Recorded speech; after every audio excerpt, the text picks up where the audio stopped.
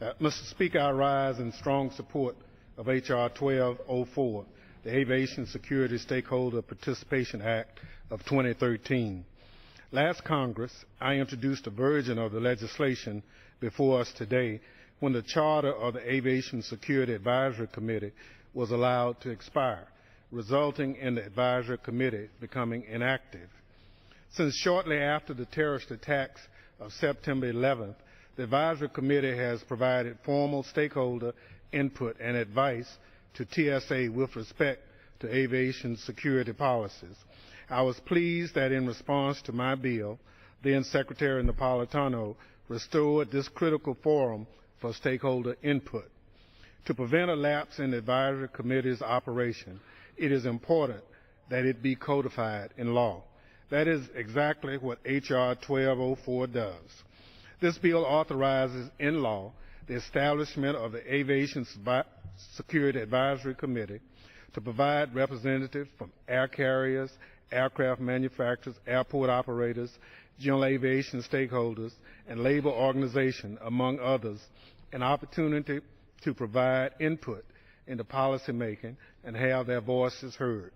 It also requires the establishment of subcommittees to focus on cargo security, general aviation security, perimeter security, exit lane security, security-related technology, and risk-based security, respectively. Whatever your thoughts about TSA's policy decisions, I believe we can all agree that such decisions should be made only after meaningful consultation and coordination with stakeholders. Earlier this year, when TSA announced proposed changes in the prohibited items list, that would have resulted in knives being allowed on planes for the first time since 9/11. We got a first-hand glimpse of the problems that arise when stakeholders are not consulted. Only after an overwhelmingly negative reaction to this decision did Administrator Pistol put the issue before the Advisory Committee for review. Ultimately, after this critical consultation, TSA reversed its decision. So, Mr. Speaker, it's clear that consultation is important. It's clear that codifying this bill is necessary.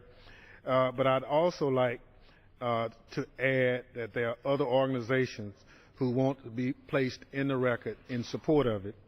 The Cargo Airline Association, the Association of Flight Attendants, the U.S. Travel Association, the Airports Council International, the Security Manufacturers Coalition, General Aviation Manufacturers Association, and the Aircraft Owners and Pilots Association.